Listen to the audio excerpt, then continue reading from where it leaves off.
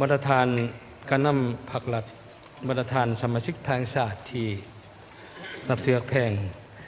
ปฏิบัติตามวาระดำเนินกองประชุมต่อไปข้าพเจ้าขอเชิญท่านปริญญาเอกนางสุนทรสัญญจักรห้องประธานสภาแห่งชาติขึ้นผ่านคำเสนอของท่านนายกรัฐมนตรีเสนอพิจารณาห้องการปรับปรุงกองจัดการจัดตั้งของกระทรวงองค์การจำนวนหนึ่งต่อไปขอเชิญ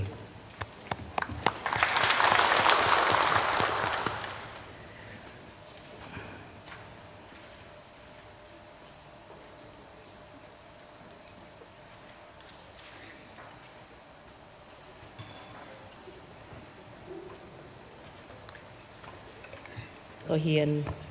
ท่านทองรุนศรีสุริต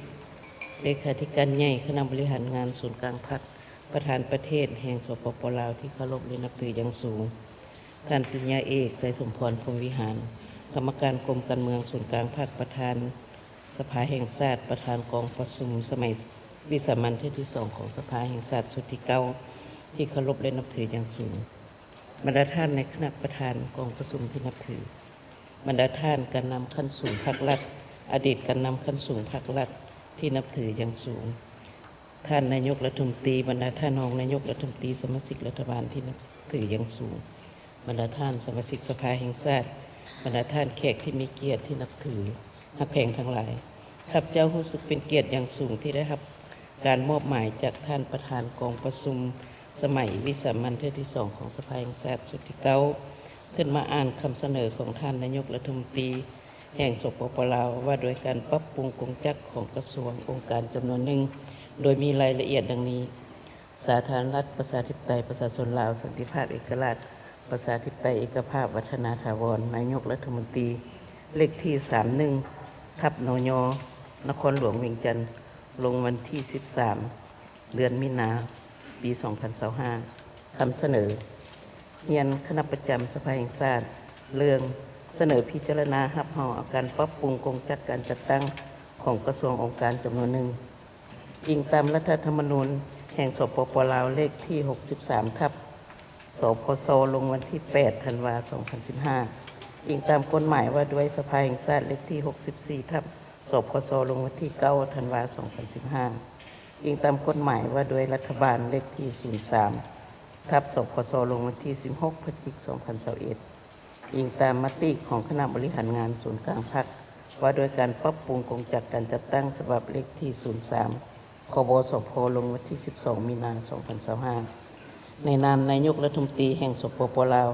ขอเสนอมายังคณะประจำสภาแห่งชาติชุดที่9พิจารณารับห่อการปรับปรุงกงจักรการจัดตั้งบางกระทรวงองค์การในวาระกองประชุมสมัยวิสามัญที่2ของสภาแห่งชาติชุดที่9ดังนี้ 1. โคมกระทรวงแผนการและการลงทุน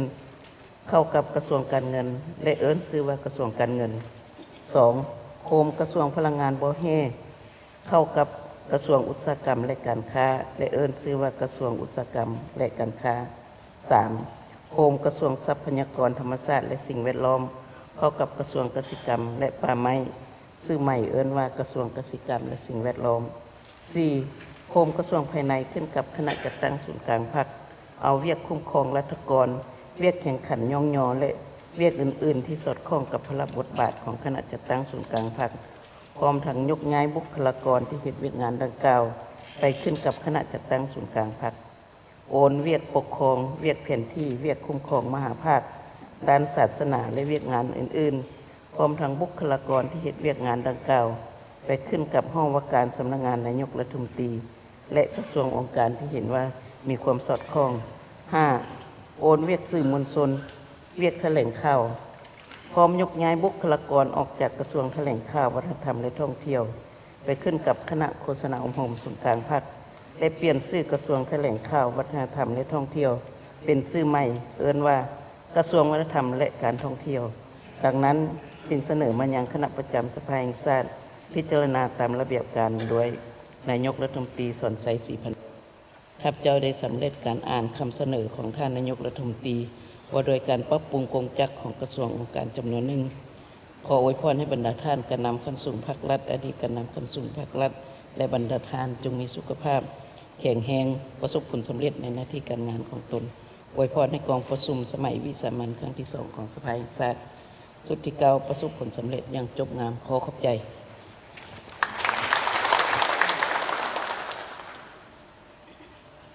ขอขอบใจบรรดาทานสมาชิกสภาแห่งชาติที่เคารพนับถือเพื่อการปรับปรุงโครงการการจัดตั้งของกระทรวงการชุมนุมมีความสมบูรณ์ข้าพเจ้าเสนอให้บรรดาทานสมาชิกสภาแห่งชาติประกอบความคิดความเห็นต่อขอเสนอของท่านนายกรัฐมนตรีเอาต่อไปขอเชิญใครสิมีความเห็น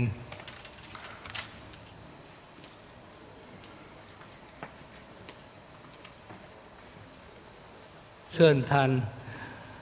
สสเขต6แขวงหลวงพระบางเชิญ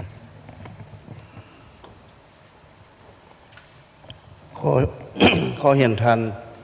ประธานคณะประธานกองประชุมที่นับถือและหักแพงประธานการนำภาครัฐอดีตการนำภาครัฐประธานสมาชิกสภาแห่งชาติแขกกองประชุมที่นับถือและหักแพงข้าพเจ้าสมพรศรีอุดมพันธ์สมาชิกสภาแห่งชาติเขตเลือกตั้งที่6แขวงหลวงพระบางข้อมีคำเห็นต่อการเสนอของท่านนายกรัฐมนตรีเกี่ยวกับการเสนอพิจารณารับรองเอาการปรับปรุงกองจักรของรัฐบาลในครั้งนี้ก่อนอื่นข้าพเจ้าก็แสดงความเป็นเอกภาพอย่างสูง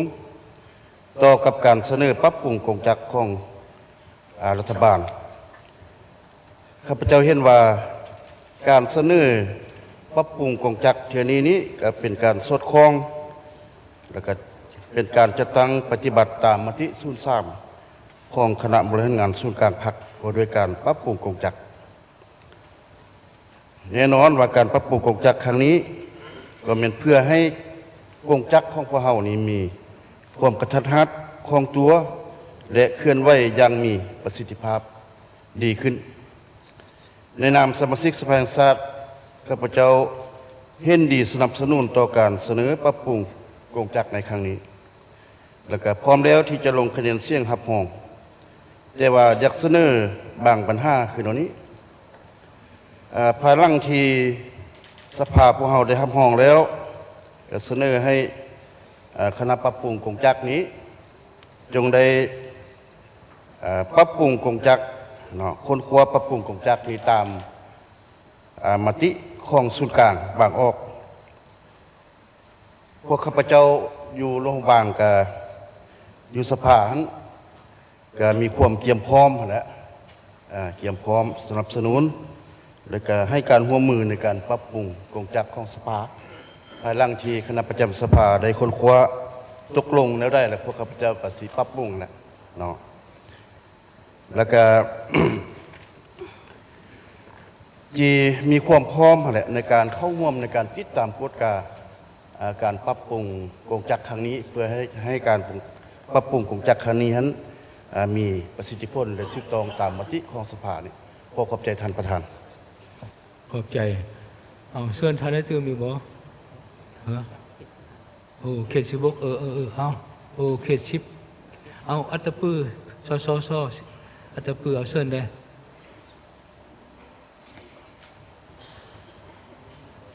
เจ้าคนอื่นขอเฮียนประธานคณะประธานกองสูงที่เคารพได้นับถืออย่างสูงเฮียนประธานการนำพรรครัฐอดีตการนำขั้นสูงที่เคารพได้นับถือประธานสมาชิกสภาแห่งชาติข้าพเจ้าซื้อนางมีนพร ใสชมพูมาจากเขตเลือกตั้งที่17แข้งอัตตปือขอมีคำเห็นแลกเปลี่ยนต่อบทเสนอพิจารณารับรองเอาการปรับปรุงกองจักรการจัดตั้งของบรรดากระทรวงและองค์การจำนวนหนึ่งโดยพื้นฐานแสดงความเป็นเอกภาพอย่างสูงต่อเหตุผลและความจำเป็นของการปรับปรุงกองจักรการจัดตั้งเนื่องจากว่าการปรับปรุงกองจักรการจัดตั้งครั้งนี้แม้นมีความจำเป็นภาวะวิสัยซึ่งสอดคล้องกับความเรียกร้องต้องการในปัจจุบันที่มีลักษณะเร่งทวงและรีบด่วนเพราะว่าในระยะผ่านมาถึงว่าพรรครัฐมีความพยายามสูงในการปรับปรุงกองจักรการจัดตั้งแต่ละขั้นแต่ตัวจริงแล้วกองจักร ก็ยังมีลักษณะใหญ่โตอยู่แล้วก็บ่ทันไปตามทิศกระทัดรัดบ่ทันสมเหตุสมผลบ่ได้รับถ้าหากบ่ได้รับการปรับปรุงกงจักรก็จะเฮ็ดให้กงจักรการจะตักนี่สืบต่อมีลักษณะเกื้อกูลบุคลากรรวมทั้งบริหารการเงินก็มีลักษณะเกื้อกูลเวียกหนึ่งหลายภาคส่วนเฮ็ดเวียกงานบ่มีประสิทธิภาพแล้วก็บ่มีประสิทธิผลเฮ็ดให้เกิดมีช่องว่างหลายในระยะผ่านมาเพราะฉะนั้นในนามส่วนตัวขอยืนยันว่าการปรับปรุงกงจักรการจัดตั้งครั้งนี้แม้นมีความจำเป็นและสำคัญแท้เพื่อสืบต่อสร้างกำลังแห้งและความสามารถการนำพาของพรรคในการปฏิบัติแนวทางเปลี่ยนแปลงใหม่ที่มีหลักการของพรรคและจะเฮ็ดให้กงจักรการจัดตั้งกระทัดรัดกว่าเก่าแล้วก็มีประสิทธิภาพมีประสิทธิผลซึ่งสอดคล้องกับการพัฒนาเศรษฐกิจสังคมเฮ็ดให้การคุ้มครองรัฐคุ้มครองสังคมมีความเข้มงวดความรับผิดชอบของพนักงานนี่ก็สูงขึ้นกว่าเก่าข้าพเจ้าขอแสดงความเห็นดีและก็เป็นเอกภาพและสนับสนุนต่อการเสนอการปรับปรุงกงจักรการจัดตั้งครั้งนี้และในนามส่วนตัวขอเสนอให้คณะปรับปรุงกงจักรการจัดตั้งเอาใจใส่ความเป็นเอกภาพสูงทั่วพรรคทั่วรัฐในการปฏิบัติมติของพรรคของรัฐวางออกด้วยหลายกลไกหลายวิธีการมีการเสื่อมซึมผู้อบรมรวมทั้งขอดการจัดตั้งปฏิบัติรวมศูนย์เป็นเอกภาพแต่ศูนย์กลางหอดท้องถิ่นในการปรับปรุงจัดวางบุคลากรให้แท้เหมาะสมเพื่อให้เกิดผลประโยชน์สูงสุดให้แก่ประเทศชาติฉะนั้นการมีคำคิดคำเห็นของข้าพเจ้าก็เมื่อเท่านั้นขอขอบใจตั้งประธานขอขอบใจท่านเล่นอีบ่ท่านสิเฮงบ่สิมีคอมเมนต์บ่เอาเชิญท่านหอมสมบัติมีคอมเมนต์เติมเอาเชิญได้ขอขอบใจท่านประธานคนอื่นขอเฮียนกันนำกันสูงพรรครัฐอดีตกันนำกันสูงพรรครัฐที่เคารพและนับถืออย่างสูงบรรดาท่านสมาชิกสภาแห่งชาติสมาชิกรัฐบาลที่เคารพกับเจ้าสีแห่งหอมสมบัติสมาชิกสภาแห่งชาติเขตเลือกตั้ง14แขวงสารวันขอประกอบความเห็นเป็นการยั่งยืนความถูกต้องและความจำเป็นที่ด่วนที่จะต้องได้รับห้องเอาการปรับปรุงกงจักรของรัฐบาลพื้นฐานและผ่านการรับฟังคำเสนอข้อเสนอของรัฐบาลก็คือเหตุผลในการปรับปรุงนี้ข้าพเจ้าขออย่างยืนขึ้นว่าอันนี้มันเป็นความสอดคล้องที่แท้จริงกับเงื่อนไขของการพัฒนาของพวกเรานี้พอเบิ่งกงจักรของรัฐบาลตามการอย่างยืนของบรรดาทานและการรายงานของคณะประจำสภาแห่งชาติก็เห็นว่าการปรับปรุงกงจักรสุดนี้จะตอบสนองได้ตามความผิดของต้องการเนื่องจากว่าในผ่านมานี้กงจักรของไทยเฮาค่อนข้างมีลักษณะใหญ่โตบ่ทันกระทัดรัดการซับซ้อนจัดวางในบางขั้นบางขอดก็บ่ทันได้ปฏิบัติได้ตามพระบทบาทที่ได้กำหนดออกเพราะฉะนั้นในนามส่วนตัวข้าพเจ้าเห็นว่าการเสนอปรับปรุงสุดนี้สุดที่มีความถูกต้องและสอดคล้องข้าพเจ้าพร้อมแล้วที่จะให้การสนับสนุนและรับห้องเอาการปรับปรุงกงจักรในทะเลขอขอบใจท่านประธานขอบใจเอามีทนายตื่มบ่ยังมีใครอีกเช่นดีให้เนาะเบิ่งส่งผู้เช่นดีเลยเอาพอก็มีความจำเป็นแท้ได้นี่เลยเอาต่อไปข้าพเจ้า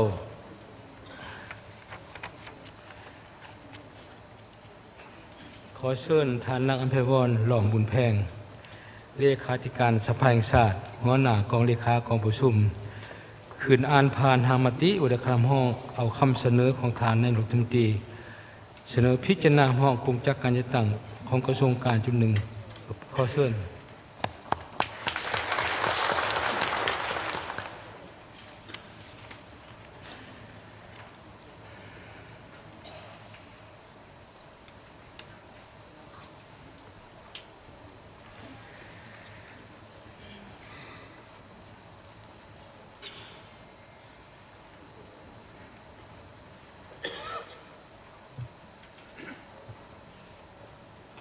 ขอเฮียนพระฐานทองรุ่นศรีสุริตเลขาธิการใหญ่ประธานประเทศ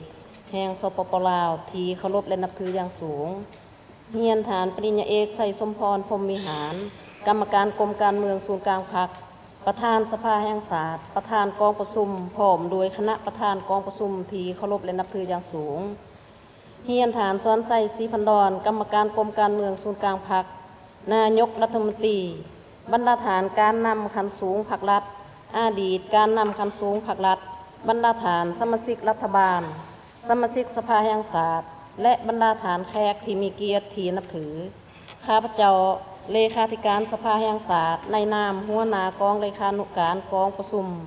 ขอนำเอาหางมติว่าโดยการรับห้องเอาการปรับปรุงกงจักการจัดตั้งของรัฐบาลขึ้นผ่านต่อกองประชุมซึ่งมีเงื่อนในดังนี้อิงตามรัฐธรรมนูญแห่งสาธารณรัฐประชาธิปไตยประชาชนลาวฉบับเลขที่63ทับสพสลงวันที่8ธันวาคม2015มาตรา53ข้อ14เกี่ยวกับสิทธิและหน้าที่ของสภาแห่งศาสตร์ในการพิจารณารับรองเอาการโฮมเข้ากระทรวงองค์การรัฐเทียบเท่ากระทรวงตามการเสนอของนายกรัฐมนตรีอิงตามกฎหมายสภาแห่งศาสตร์ฉบับเลขที่82ทับสพสลงวันที่30มิถุนายน2020มาตรา12ข้อ3จำ1จำ3เกี่ยวกับสิทธิและหน้าที่ของสภาแห่งศาสตร์ในการพิจารณารับรองเอาการโฮมเข้ากระทรวงองค์การรัฐเทียบเท่ากระทรวงตามการเสนอของนายกรัฐมนตรีอิงตามกฎหมายว่าด้วยรัฐบาลฉบับเลขที่03ทับสพสลงวันที่16พฤศจิกายน2021มาตรา5ข้อ6เกี่ยวกับสิทธิและหน้าที่ของรัฐบาลในการค้นคว้าเสนอสภาแห่งศาสตร์ในการโฮมเข้ากระทรวงองค์การรัฐเทียบเท่ากระทรวงอิงตามคำเสนอของนายกรัฐมนตรีฉบับเลขที่31ทับนยลงวันที่13มีนาคม2025ผ่านการค้นคว้าพิจารณาประกอบคำคิดคำเห็นอย่างลึกซึ้งที่ถวนของบรรดาฐานสมาชิกสภาแห่งศาสตร์ต่อคำเสนอของนายกรัฐมนตรีอยู่ในกองประชุมสมัยสามัญเถือที่2ของสภาแห่งศาสตร์ชุดที่เก่าในวาระตอนบ่ายของวันที่20มีนาคม2025กองประชุมตกลงมาตรา1รับรองเอาการปรับปรุงกงจักการจัดตั้งของกระทรวงองค์การดังนี้1โฮมกระทรวงแผนการและการลงทุนเข้ากับกระทรวงการเงินและเอิ้นชื่อว่ากระทรวงการเงิน2โฮมกระทรวงพลังงานและบ่อแห่เข้ากับกระทรวงอุตสาหกรรมและการค้าและเอิ้นชื่อว่ากระทรวงอุตสาหกรรมและการค้า3โฮมกระทรวงทรัพยากรธรรมชาติและสิ่งแวดล้อมเข้ากับกระทรวงกสิกรรมและป่าไม้และเอิ้นชื่อว่ากระทรวงกสิกรรมและสิ่งแวดล้อม4โฮมกระทรวงภายในขึ้นกับคณะจัดตั้งศูนย์กลางพรรคเอาเวียกงานคุ้มครองรัฐกรเวียกงานแข่งขันหย่องย่อและเวียกอื่นๆที่สอดคล้องกับพระบทบาทของคณะจัดตั้งศูนย์กลางพรรคพร้อมทั้งยกย่ายบุคลากรที่เฮ็ดเวียกงานดังกล่าวไปขึ้นกับคณะจัดตั้งศูนย์กลางพรรคโอนเวียกปกครองเวียกแผนที่เวียกคุ้มครองมหาภาคด้านศาสนาและเวียกอื่นๆพร้อมทั้งบุคลากรที่เฮ็ดเวียกงานดังกล่าวไปขึ้นกับห้องว่าการสำนักงานนายกรัฐมนตรีและกระทรวงองค์การที่เห็นว่ามีความสอดคล้อง5โอนเวียกงานสื่อมวลชนเวียกแถลงข่าวพร้อมทั้งยกย้ายบุคลากรออกจากกระทรวงแถลงข่าววัฒนธรรมและท่องเที่ยวไปขึ้นกับคณะโฆษณาอบรมศูนย์กลางพรรคและเปลี่ยนสื่อกระทรวงแถลงข่าววัฒนธรรมและท่องเที่ยวเป็นสื่อใหม่เอิ้นว่ากระทรวงวัฒนธรรมและท่องเที่ยวมาตรา2มอบให้รัฐบาลสมทบกับคณะปรับปรุงกงจักการจัดตั้งและภาคส่วนที่เกี่ยวข้องนำพาการโฮมกงจักขันกระทรวงองค์การให้สำเร็จภายในเดือนพฤษภาคม2025และสืบต่อปรับปรุงกงจักการจัดตั้งอยู่ขันท้องถิ่นให้สำเร็จภายในเดือนกรกฎาคมปี2025ในการปรับปรุงกงจักการจัดตั้งดังกล่าวแม่นให้ซุ้มใส่จัดวางพนักงานรัฐกรคืนไม่อย่างรัดกุมและเป็นระบบรวมทั้งจัดสรรงบประมาณเพื่อรับใส่เวียกงานดังกล่าวตามระเบียบการ และเอาใจใส่นำพาการเมืองแนวคิดให้พนักงานรัฐกรมีความรับรู้เข้าใจและพร้อมกันจัดตั้งปฏิบัติให้ได้รับผลสำเร็จเป็นอย่างดีตามแผนการที่วางไว้มาตรา 3 บรรดาองค์การจัดตั้งพรรครัฐแนวลาวสังสาสตร์สหพันธ์นักรบเก่าองค์การจัดตั้งมหาชนองค์การปกครองท้องถิ่นจงรับรู้และจัดตั้งปฏิบัติมติฉบับนี้อย่างเข้มงวดมาตรา 4 มติฉบับนี้มีผลศักดิ์สิทธิ์นับตั้งแต่วันลงลายเซ็นเป็นต้นไปประธานสภาแห่งชาติข้าพเจ้าได้ผ่านหางมติว่าโดยการรับรองปรับปรุงกองจัดการจัดตั้งของรัฐบาลต่อกองประชุมมาหอดนี้ได้สำเร็จถ่ายนี้ขออวยพรใส่อันประเสริฐแด่ฐานประธานคณะประธานกองประชุมฐานเลขาธิการใหญ่ประธานประเทศบรรดาฐานผู้นำขั้นสูงพรรครัฐอดีตการนำขั้นสูงพรรครัฐบรรดาฐานแขกสมาชิกสภาแห่งชาติทุกฐานจงมีสุขภาพแข็งแรงมีพละนามัยสมบูรณ์ประสบผลสำเร็จในหน้าที่เวียกงานอันมีเกียรติของบรรดาฐานอวยพรแด่กองประชุมสมัยวิสามัญเถือที่ 2ของสภาแห่งชาติชุดที่เก่าจงบรรลุผลสำเร็จอย่างจบงามขอขอบใจ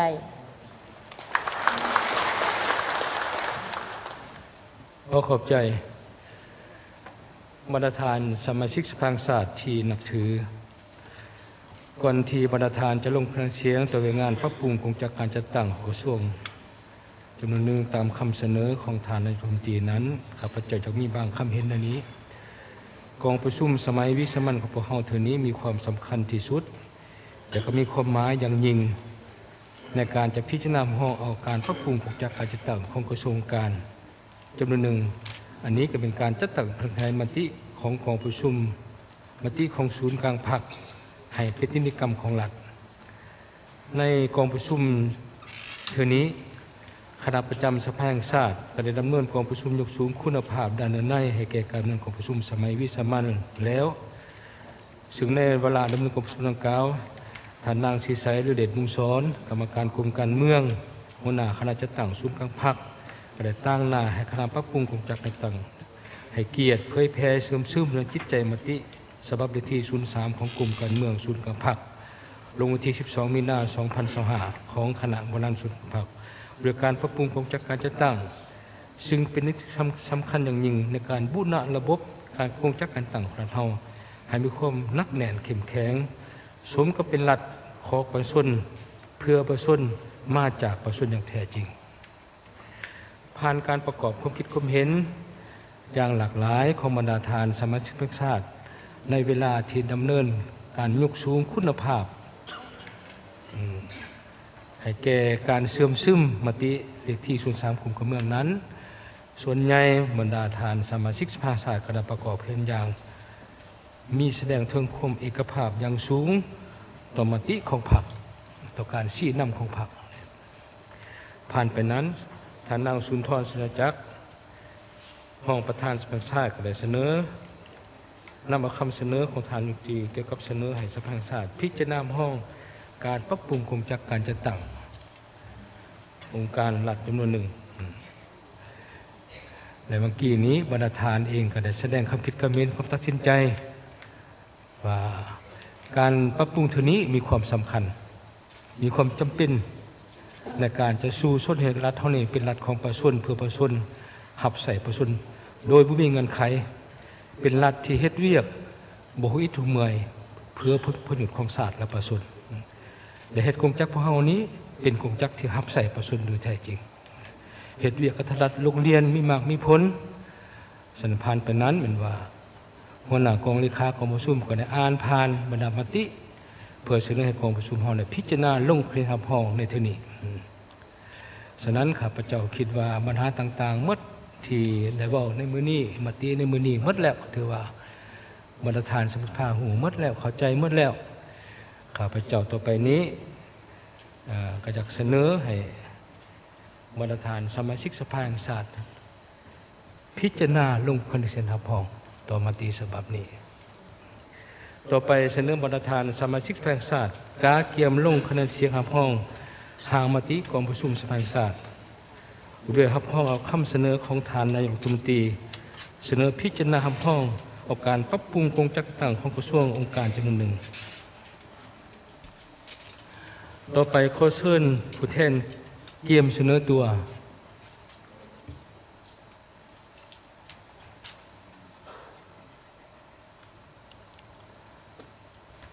ลงคะแนนเสียง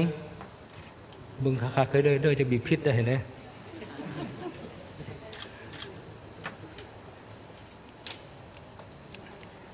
รวมคะแนนเสียง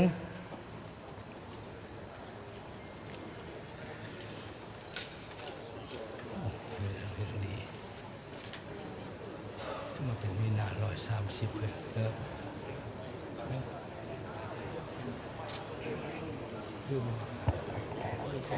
ขออนุญาตท่านประธานข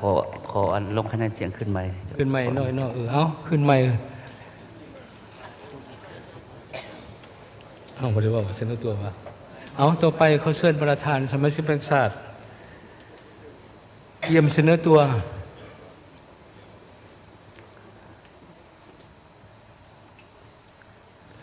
เอาเบิกคิดคักหรือเด้ออย่าบีบพิษได้เลยเสนอตัวลงคะแนนเสียง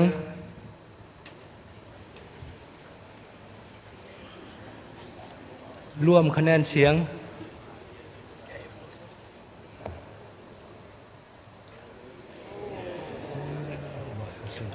เรียนรายงานฐานประธานจำนวนสมาชิกสภาแห่งชาติมีนา156ฐานลงคะแนนเสียงเห็นดี156ฐานเท่ากับหอยส่วนหอยขอขอบใจฐานประธาน